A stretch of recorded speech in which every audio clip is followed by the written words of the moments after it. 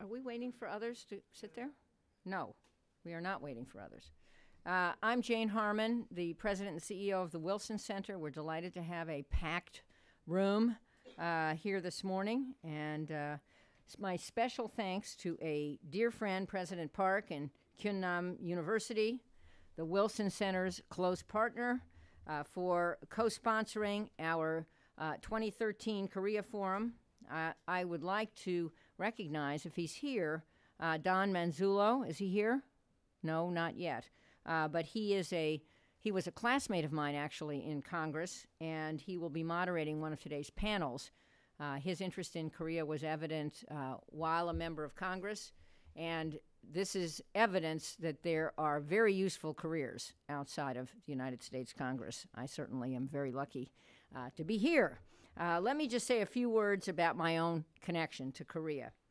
Not only did thousands of Koreans reside in my old congressional district in Los Angeles, which includes Torrance and Palos Verdes and San Pedro, home to many of them, and the Korean Peace Bell is sited on a beautiful hillside over the Pacific Ocean. But my new daughter-in-law for the last 2.5 months is Korean. As a member of Congress, I was part of a delegation in the late 1990s that visited not only Seoul, but the DMZ and Pyongyang as well.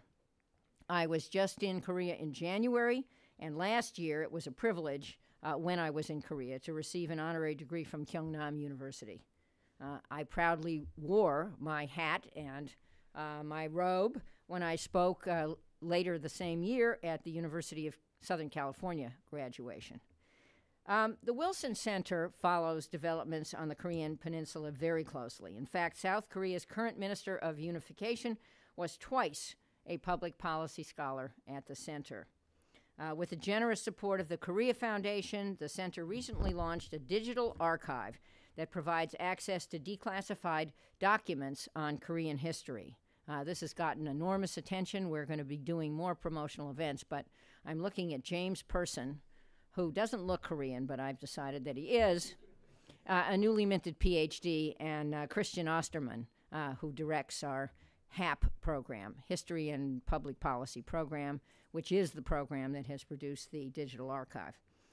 In this treasure trove is the recording of a conversation between Kim Il-sung and the Soviet ambassador to Pyongyang, where in the wake of the April Revolution in South Korea in 1960, Kim Il-sung revealed his belief that reunification was both possible and imminent. Alas, 50 years later, plus, not so fast. Today's event is very timely because of yesterday's news about the breakup of scheduled talks on the reopening of Kaesong Industrial Complex over a dispute over the rank of a South Korean negotiator. We must ask the question, how do we break out of this pattern of North Korean crisis diplomacy toward the U.S. and South Korea?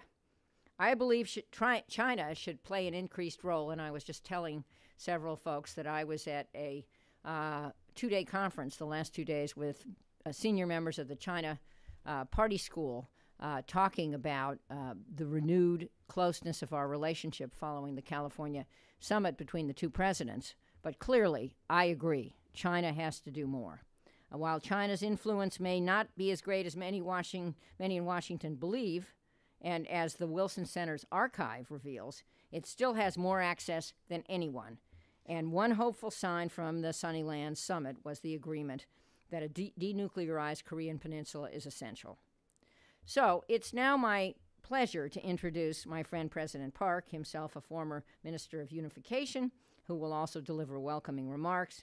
And after that, you will hear from our keynote speaker, Ambassador Glyn Davies, who is Secretary Kerry's special representative for North Korea policy and a former U.S. ambassador to the IAEA.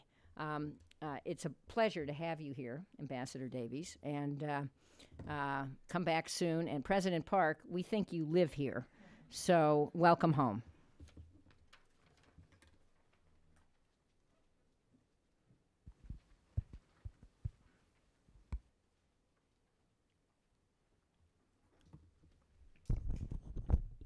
Good morning. President Jane Harman, thank you very much for good introduction for me. President Jane Harman, Ambassador Glyn Davies, distinguished guests, ladies and gentlemen. It is an honor to be here. I welcome you all. Today's event marks the third Washington Forum on Korea. It demonstrates the value and the success of the academic partnership between our excellent partner, the Woodrow Wilson Center and the Gyeongnam University. For fostering our partnership, I would like to thank President Jane Harman, especially for her leadership. I'd also like to thank the Wilson Center's Dr. Christian Ostman for his role in advancing our academic collaborations. Today's forum focuses on emergence of new leadership in Northeast Asia and the Korean Peninsula. Our forum comes on the heels of last month's Washington summit between U.S. President Barack Obama and the new South Korean President Park Geun-hye. As President Obama said, the United States and the Republic of Korea are as united as ever. Indeed, the U.S.-ROK alliance is very strong. The joint declaration commemorating its 60th anniversary affirms that the alliance remains an anchor for stability, security, and prosperity on the Korean Peninsula, in the Asia-Pacific region, and increasingly around the world. Moving forward, I am positive Seoul and Washington will continue efforts to broaden the strategic alliance into a mutually beneficial global partnership. In doing so, both allies must strive to work with those who value freedom, human rights, peace, and international norms. That is how we can tackle present and future challenges, including the threat posed by North Korea. As the joint declaration reinforces, North Korea's weapon programs and provocations are a deep international concern. North Korea seems resolute on possessing a nuclear weapons capability. South Korea and the U.S. see eye to eye on North Korea. That is, North Korea must comply with its international commitment, halt all nuclear programs, cease making threat to attack its neighbors, make a commitment to denuclearization, and ultimately peacefully denuclearize. Moving forward, South Korea will coordinate closely with its alliance partner as Seoul works to reopen the door to inter-Korean dialogue, step by step through President Park's trust politics. South Korea will seek to create an atmosphere of reconciliation, but deal firmly with North Korea in the face of provocations. It will work to bring North Korea back to dialogue and negotiations.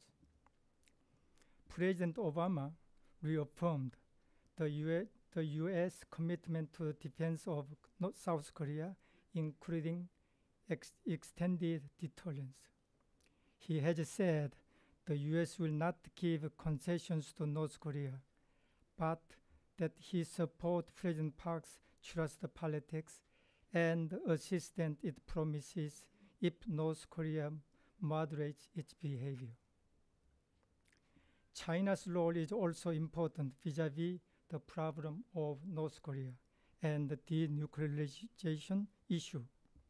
China seems to be following the requirement on UN Security Council Resolution 2094 and has recently reinforced trade and banking sanctions against North Korea.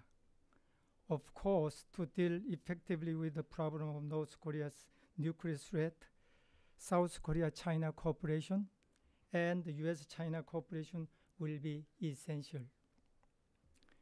Japan's cooperation is also needed, especially Tokyo's ability to communicate effectively with Washington and Seoul is crucial so as not to undermine the combined effort toward the three allies' common goal. I know the forum participants will have more to say on this and other important topics. So to conclude, let me once again thank everyone here for coming. And I look forward to today's productive discussions. Thank you very much.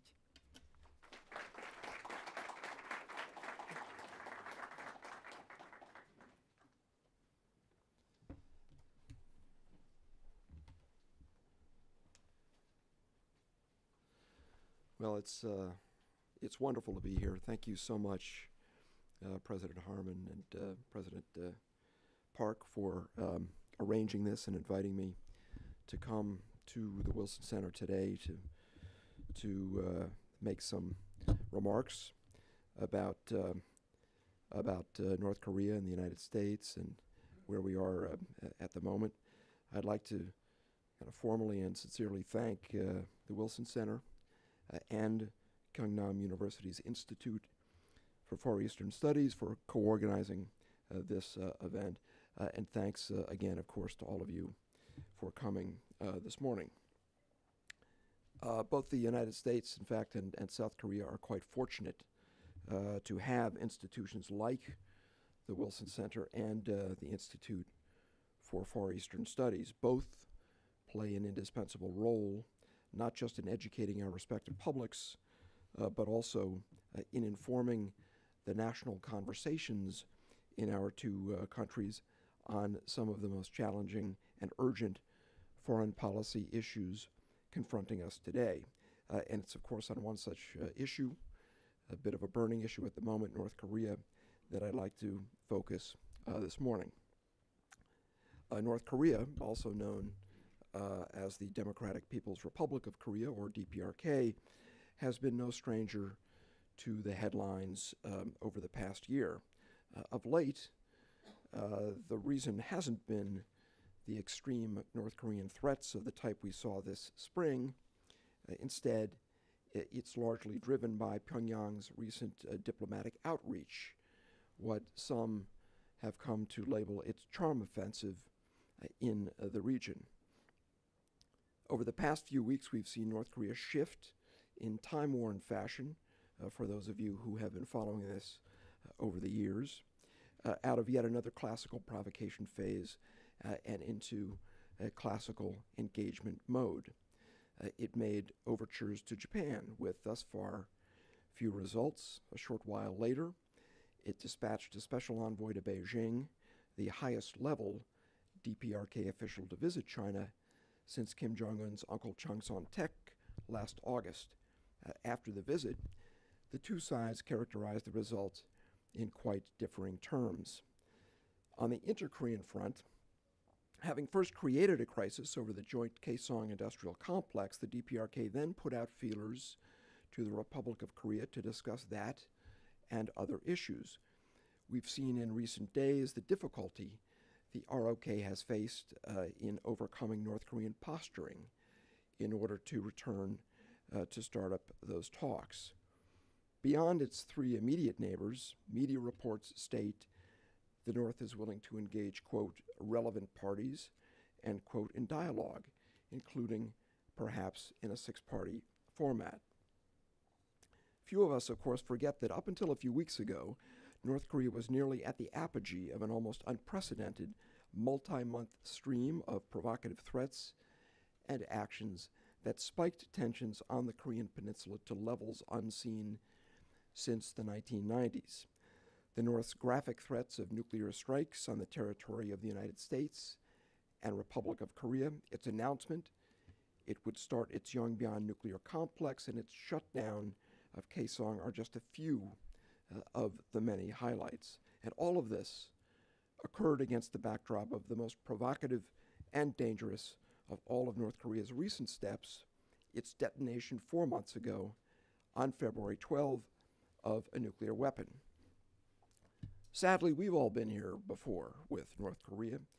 That nuclear blast, North Korea's third, defied existing UN Security Council prohibitions and brought down upon Pyongyang additional, tougher international sanctions. And of course, we need look back only to December 12 of last year to find another of the North's aggressive steps, its launch of an object into orbit using ballistic missile technology, an action that earned North Korea unanimous censure by the UN Security Council and, again, new sanctions. As the DPRK has spurned its international responsibilities and commitments and ratcheted up its rhetoric, the international community has stood up, forging a remarkable consensus against North Korea's dangerous, destabilizing actions. Over 80 countries and international organizations issued statements criticizing North Korea's nuclear test. The world is wise to the increasing threat North Korea poses to regional and global peace and stability, to international norms of behavior on everything from arms proliferation to human rights, and indeed to the very challenge championed by President Obama and embraced by so many years ago of moving toward a world without nuclear weapons. The United States has made clear that North Korea has a choice. We have offered Pyongyang an improved relationship with the United States and our help with its integration into the international community, provided North Korea demonstrates a willingness to fulfill its denuclearization commitments and address other concerns. When did we do that, and how did we do that? Starting in mid-2011, we invested nearly a year in engaging the North to explore a new future. But the DPRK responded by rebuffing our offer of a new relationship and has since continued to punctuate its response with the missile launches, the nuclear test, and the year-long cavalcade of threats. Let me just spend a couple of minutes on this. It's worth backing up to recall promising times and exploring in a bit more detail the series of U.S.-North Korea engagements that started in summer 2011 and eventually culminated in what's called the Leap Day understanding of February 29, 2012. I'll then talk briefly about what scuttled that deal, a useful reference point to some concluding thoughts on U.S. policy toward North Korea, and diplomatic prospects for the months ahead. Now, everyone in this room knows that when he came to office in 2009, President Obama directed his administration to engage North Korea if it demonstrated a willingness to fulfill its commitments. In the months that followed, however, the DPRK responded with a series of provocations. It launched a long-range missile. It declared it would reverse disablement steps at its nuclear complex. It kicked out monitors from the International Atomic Energy Agency. It announced its withdrawal from the six-party talks. And in May 2009, for the second time, it tested a nuclear device, firmly establishing itself as the only country to test nuclear weapons in the 21st century. That same year, North Korea also ended a U.S. food assistance program that was to provide 500,000 metric tons of nutritional support for needy North Koreans. U.S. and international personnel were ejected from the country after just 1/3 of the food had been distributed. And then, if it were possible, it got worse. North Korea in 2010 deepened the sense of crisis. It sank an ROK naval vessel, killing dozens of soldiers. It shelled a South Korean island, taking the lives of both civilians and service people. And finally, Pyongyang revealed to the world a uranium enrichment program. North Korea had chosen defiance over our offer of diplomacy. By mid-2011, however, Pyongyang appeared prepared to enter a period of serious diplomatic engagements, and the United States was quick to respond. We engaged the DPRK in 3 rounds of talks, on 3 continents over the course of 9 months. The purpose of this effort was to explore a possible resumption of the 6-party talks by concluding a bilateral understanding between the U.S. and DPRK. The first round took place in New York in July 2011, the second in Geneva in October, and the third and final round in Beijing in late February 2012, just a few months after Kim Jong-il's death the preceding December. The Beijing talks and resulting Leap Day deal appeared successful in establishing confidence-building measures. It was modest and short, and it was not meant to cover everything. Instead, it was intended to test each side's sincerity.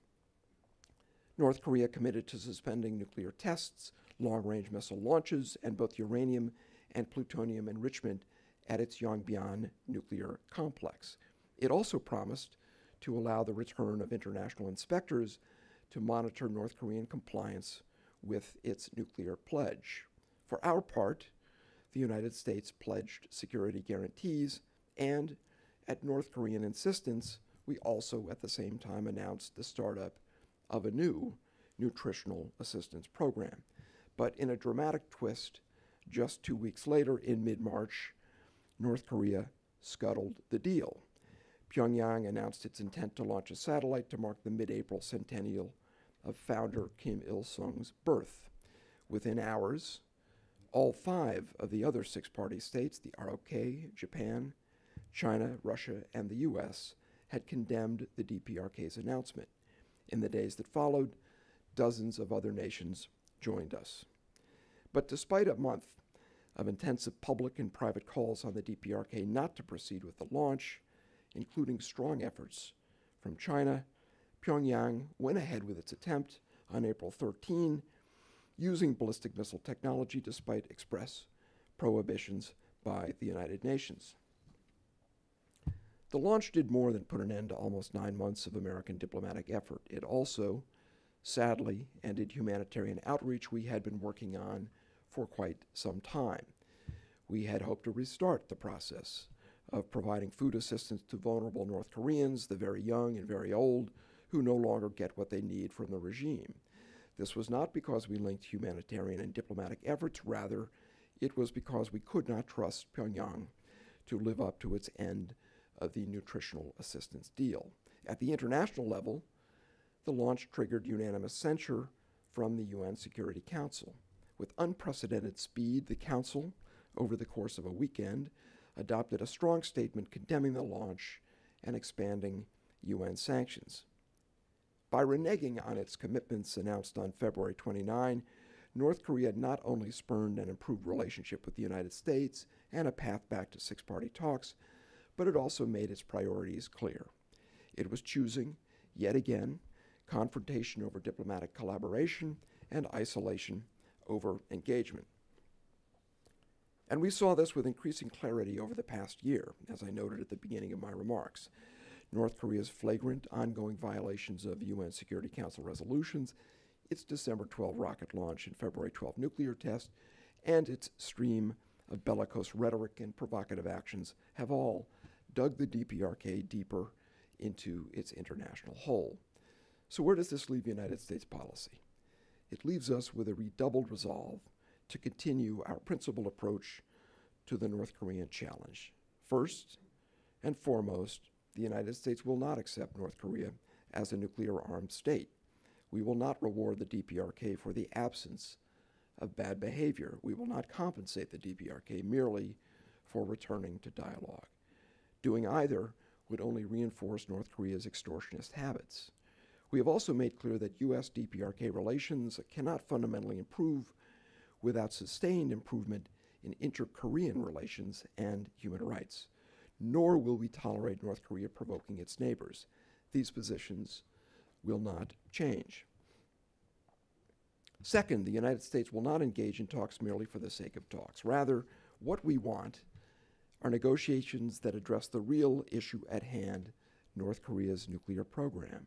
Authentic and credible talks will require a serious, meaningful change in North Korea's priorities, demonstrating that Pyongyang is prepared to meet its commitments and obligations to achieve the core goal of the September 2005 joint statement, the verifiable denuclearization of the Korean Peninsula in a peaceful manner. Some question the importance we place on the nuclear issue. North Korea says it will no longer even talk about it. So why do we insist it must not merely talk about it, but act? Because North Korea's advancing nuclear and ballistic missile programs constitute a serious, growing, and unacceptable threat not just to our national security, but to the security of our allies, the stability of the region, and the global non-proliferation regime. Ultimately, it can only be through the verifiable denuclearization of North Korea in a peaceful manner that we, the United States, our partners in the six-party process, and the entire international community will be able to durably address this global threat in a meaningful way. Recognizing that this is not just a bilateral U.S. DPRK issue, but a much broader one requiring a multilateral solution, a third key principle is our commitment to close and expanded cooperation with our allies, South Korea and Japan, as well as our partners, China and Russia, to address the joint challenge presented by North Korea. The U.S., ROK, and Japan share democratic values, a commitment to peace and stability in Northeast Asia, and a dedication to international cooperation and the rule of law. These are shared approaches essential in addressing the many aspects of the DPRK problem. U.S. ROK and U.S. Japan bilateral cooperation, as well as close trilateral coordination, has been essential, not only in responding to North Korea's provocations and threats, but also in addressing a range of other issues. So it is now more crucial than ever that the United States, Japan, and the ROK continue to work together, along with China and Russia, to prevent North Korea from exploiting any perceived differences in our unified position. A special word is in order on U.S.-China cooperation on North Korea. It has become a time-worn truism to say that Beijing has the central role to play on North Korea, given China's economic, diplomatic, and historical ties with that country. Ultimately, there are no shortcuts to a solution to this problem that do not involve China, centrally involve China. Because of that, we've enhanced our consultations with the PRC, whether at the UN, here in Washington, in Beijing, or at the senior-most level just a week ago at Sunnylands in California. Both the United States and China agree on the fundamental importance of cooperating to make progress toward our shared goal of a denuclearized North Korea. This is why you saw 2 rounds of important UN sanctions in January and March of this year. It's why you saw Ambassador Glyn, China's special representative for Korean Peninsula Affairs, visit Washington in April, and why I frequently travel to Beijing. And it's why you've seen North Korea figure so prominently in so many of our recent high-level bilateral diplomatic engagements with Beijing, most dramatically at last week's summit between our respective leaders. We have every expectation that Beijing will use its special relationship with the DPRK to encourage Pyongyang to choose a different path. And we very much look forward to continuing to work with our Chinese partners on this in the months ahead. Lastly, I'd highlight one other key principle, second to none in importance to us. For those of you who have been following the news in recent months, it needs very little elaboration. Our steadfast commitment to the defense of our homeland and the defense of our allies, the Republic of Korea and Japan, including through extended deterrence and our conventional forces. I'd like to talk finally and briefly about diplomatic prospects for the period ahead. Up until late last year, there had been much talk about change occurring in the DPRK under Kim Jong-un, the world's youngest leader. But despite his fresh image and promising initial rhetoric of a better future for North Korea's people, Kim Jong-un's changes have proven to be illusory, stylistic, not substantive.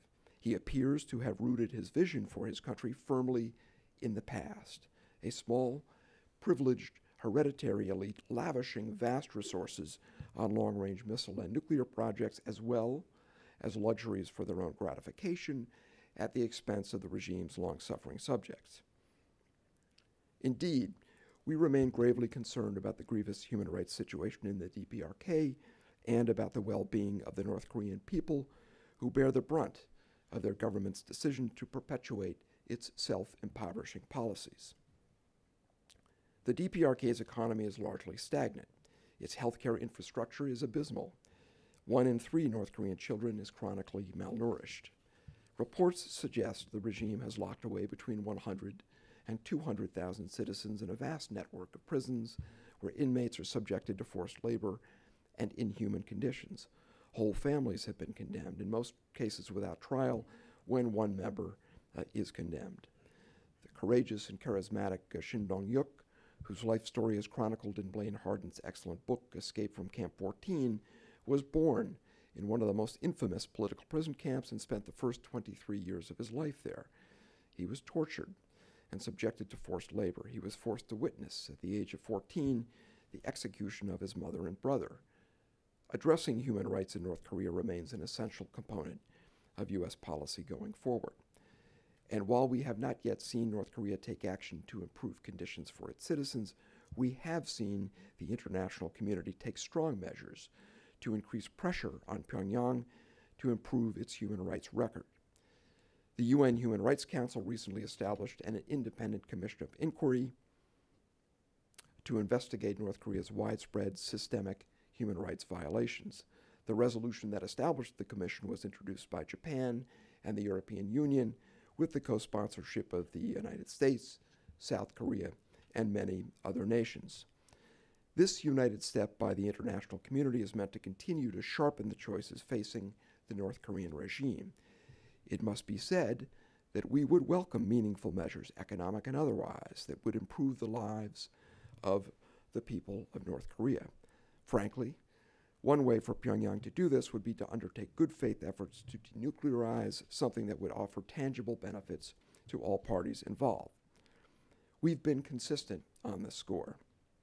Successive U.S. administrations have made clear we are open to improved relations with the DPRK if it is willing to take concrete actions to live up to its international obligations and commitments, though, given the events of this past year, the bar for resumption of meaningful engagement is certainly now higher. President Obama made this larger point abundantly clear during a major speech he gave in November in Burma. In a passage directed at Pyongyang, he said, "Let go of your nuclear weapons and choose the path of peace and progress. If you do, you will find an extended hand from the United States of America."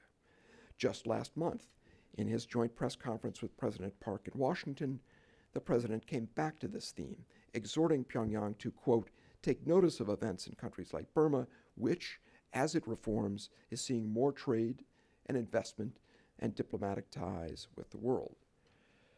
If North Korea ultimately wants to take steps to join the international community, it needs to refrain from actions that threaten the peace and stability of the Korean Peninsula and Northeast Asia and comply with its commitments under the September 2005 joint statement of the six-party talks and its obligations under UN resolutions to abandon all nuclear weapons and existing nuclear programs. Ultimately, we will judge the DPRK not by its words, but by its actions, the concrete actions it takes to address the core concerns of the international community, ranging from human rights to nuclear proliferation. North Korea's choice is stark. Meaningful steps toward denuclearization can lead to a path of peace, prosperity, and improved ties with the world, including with the United States. But if Pyongyang instead elects to push forward with its illicit weapons of mass destruction programs and continues to engage in destabilizing provocations, it will face only further international isolation, no matter how many charm offenses it launches. We hope Pyongyang will make the right choice for the sake of the North Korean people, for the sake of all Koreans, North and South, for the sake of the increasingly important Northeast Asia region, and for the greater good of our ever more globalized, interconnected world. Ladies and gentlemen, thank you very much. I look forward to your questions.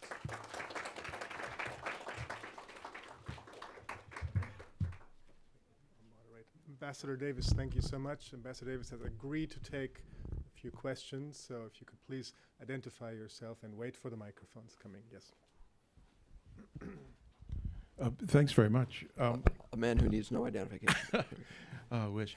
Chris Nelson, Nelson Report. Thanks Yeah, so much, Glenn. sure. Great talk, and I hope you sent it out electronically because I was writing as fast as I could, but I'm not sure I'll I got send all it to that. you. Lots of I'll send it to good, lots of good sound bites. Sure. If I could ask two questions, one looking down the road a bit, one sort of the problem right here.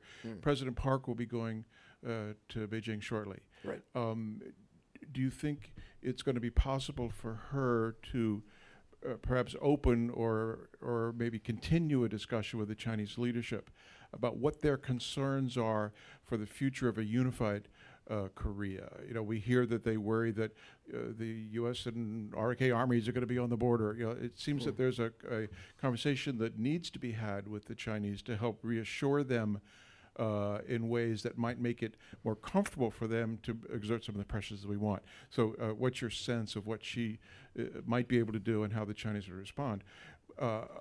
Purely in our sense, your discussion of the framework and how we were all hopeful for about 2 weeks there. The question I keep being asked is, look, if we're only going to talk within the context of denuclearization, in other words, the September 05 broad agreement, what is going on now that will let us try to deal with the North Korean current testing? Because if they keep testing, sooner or later, they'll get an ICBM that really does get over here and go bang. And yet we're not talking about that with them. Are we afraid that if we try to get back to that point, we're implicitly accepting them as a nuclear power? Is there some way to finesse that or deal with that in a coherent way that doesn't contradict our policy? Yeah. Thanks very much. Thanks very much. Good. Both good questions. And the problem with your first question, Chris, is that we're talking about the relationship between the ROK, a friend and ally, and China, a partner. The last thing an American diplomat's going to do is get in the middle of that or handicap that or try to suggest. But I can make a couple of general comments about that. I think number one, we've been mightily impressed at President Park Geun-hye's sure-footedness in dealing with the North Korea issue. I mean, awfully difficult to come into office in Seoul and have to deal on a daily basis with this kind of drumbeat of provocations and threats from North Korea. And I think she was nothing short of masterful in kind of navigating her way through that, even as she was standing up a government and seeking to deal with the issues you would expect she'd have to deal with as president of such an important economic, political, and security power in the region. So I think what she'll do with the Chinese, I imagine, not to get too deeply into it, is that she will deepen a conversation that she's already begun with the leadership of China about their shared areas of concern when it comes to North Korea. And I should also pause to point out that, as the leader of a dynamic, growing nation, she's got lots of other issues to deal with as well, just as President Obama did at the California summit with Xi Jinping. But I think when she turns to this issue, she will seek to convey to the Chinese the importance of deepening not just the conversation about North Korea and its future and how best to deal with the threats it poses, but about steps that can be taken in order to improve the North-South relationship. And we've always said, and it's more true today than ever before, that we're never going to get to a fundamentally better place with North Korea unless there is a vast improvement in the relationship between Pyongyang and Seoul and between North and South Korea. And that's why it's so disappointing that there's been this kind of gamesmanship on the effort to talk between North and South on not just the Kaesong industrial complex, but also other issues, importantly the issue of family reunification, which I know is vital to so many in the ROK. Your second question is kind of more cosmic, with both tactical and strategic aspects to it. And, you know, it kind of goes to the central dilemma of the challenge certainly facing U.S. policymakers, though we're not alone in this, which is, you know, how can we engage North Korea in a way that can convince them that the best path for them to take for what they profess to want, which is peace, stability, security, room to develop economically, better relations with the United States and so forth, is through this process that's now been going on for a decade, and through living up to the obligations and commitments it undertook as a result of that seminal core September 2005 joint statement. Instead, of course, what North Korea has done dramatically is they've moved rapidly away from any indication that they have any interest in talking about the nuclear issue, and that's unacceptable. So it's true that while this goes on, North Korea continues its development of these technologies. That's very concerning. That's one of the reasons why the United States has taken serious steps to ensure that we're protecting ourselves and that we're working ever more closely with our allies in the region to ensure that we're able to do our bit to work with them to protect themselves. I think in a kind of a macro fashion, my last comment here, the key way to deal with this problem is through a greater degree of, let's call it multilateralism, a greater degree of cooperation among the neighbors and the countries centrally concerned, in order to ensure that Pyongyang understands that it really does have to live up to its obligations, and only through that way forward can it hope to have the opportunity to achieve some of the things it professes to want to achieve. I'm an optimist at heart, despite this, rather negative Friday speech about North Korea, because of where we are as a result of their actions. And I believe in diplomacy. I think it can work. And I think it can work if we try something that we've never really tried before. And here, I take my cue from many in the ROK media, and also in the Japanese media and some in the U.S. media, who've pointed out, you know, we've tried a lot of things with North Korea. We've tried bilateral talks, we've tried trilaterals, we've tried quadrilaterals, we've tried this umbrella six-party approach, but we've never really tried a concerted multilateral common front approach to Pyongyang. And there are challenges with that, and we'll never get to the point where we have a perfect common front. We understand that. But we need to continue to work to close ranks, because I think it's key that we achieve ultimately a peaceful diplomatic solution to this problem. There's no other realistic way to do it. It can't be done through force of arms, shouldn't be done through force of arms. And it's only going to happen if not just the five parties, but the rest of the world continues on this very important trajectory of coming together to send a unified signal to North Korea.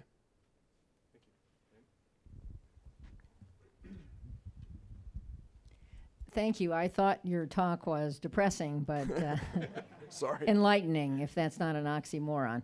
And I think your observations about Park Geun-hye are also they're accurate. As one who met her when she was head of the opposition party and who met her again when she came here, her sure-footedness is really impressive. She's one of just a couple dozen women who head countries, and so it's obviously a great pleasure to see her start off so well. My question's about proliferation. I don't think you really mentioned that. There were reports, published reports of Iranians around when North Korea was engaging in the missile launch and threatening other things. And a three-stage missile could not only reach the United States, but it could reach all other many other places. And if that three-stage missile were launched by Iran with a miniaturized warhead on top, which maybe the Iranians are, well, it's published again that they're working on a miniaturized warhead, that could destabilize other parts of the world. So what do we think about this, and what can we do about this? Sure, sure. That's a great question, and it often comes up. It's a question that can quickly take me into intelligence matters that can get me in trouble. I'd like to keep my job for the time being, but it's true that there have in the past been signal signs that the two have talked about this and even we think cooperated to an extent. We watch it very, very closely to ensure that we close off as many avenues to the proliferation of not just missile technologies, but nuclear technologies as we possibly can. There's been an awful lot of work done on a bipartisan basis over a succession of administrations that I think have helped in this regard. I would say that having spent about 2.5 years in Vienna working primarily on the Iranian issue, and now up close looking at this problem with North Korea, they are not necessarily the most comfortable of bedfellows. And I don't know that Tehran and Pyongyang can always smoothly cooperate when they wish to. They're also both proud nations that are seeking somewhat indigenously to develop these technologies, and I think that perhaps is a factor in all of this. So short of getting into things I can't get into, I'd simply say we're watching it very, very closely. It's a very important issue, and I take my cue from the president's Prague speech on working toward a world without nuclear weapons, and by extension, I think the missile issue can be drawn in here. That this is now a global concern and should be a global effort that we undertake. We'll do our part. We understand we have to lead on this in many respects, but we raise it with our interlocutors, our allies, our friends from around the world to ensure that they're doing what they can to prevent the proliferation of these technologies and to prevent these two countries from working together should they choose to do so. Let's take a final question over here.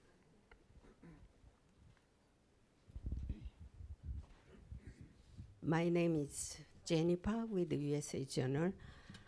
It is reported that the United States and South Korea, Japan, and six-party talks representative will hold a meeting in Washington, D.C. next week.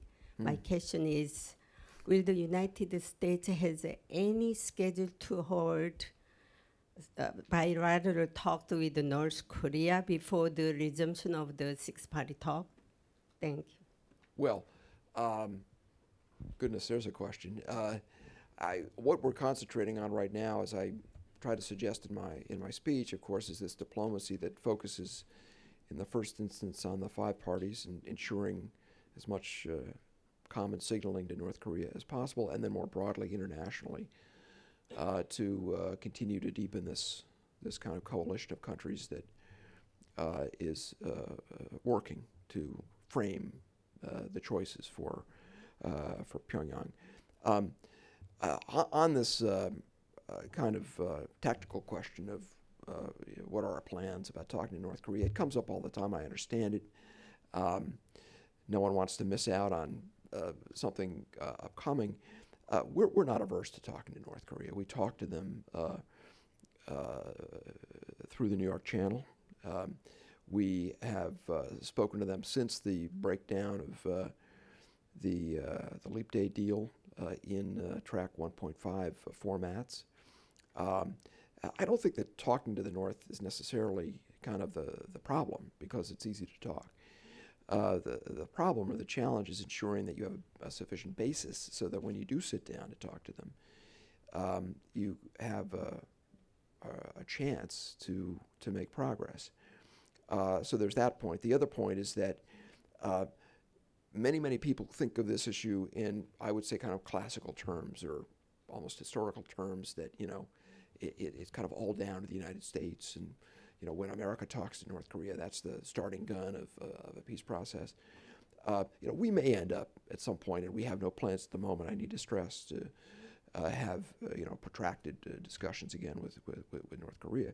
We may end up you know, engaging with them at some point in order to send signals to them, receive signals from them that could make some sense in the context of what it is we're all seeking to achieve. But we do need to work, I think, you know, assiduously toward what I described as this common front. I mean, I think we do need to ensure that the North Koreans can't exploit differences, nuances in our positions, try to play us off each other, because, you know, six-party, which has had its positive moments in the past, has often been really just kind of a loose, you know, rubric for essentially bilateral and sometimes trilateral engagements. I think it would be much more effective, and certainly the history of six-party shows, if we can, as I've said before, send a message to North Korea in more stereophonic sound than simply bilaterally. So no plans to talk to the North Koreans in any kind of a big splashy way in the immediate. We're not averse to doing it if it makes sense to do it. But ultimately, I think the solution will only come through a common front and multilateral discussions.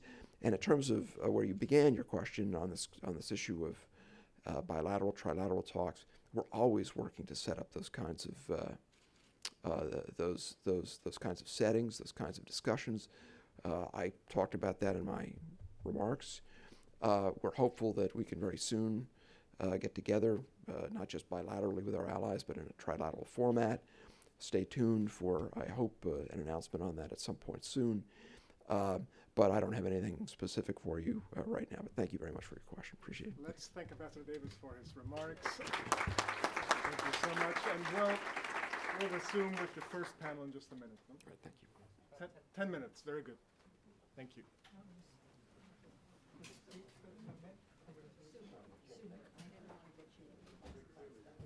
No, it's cool.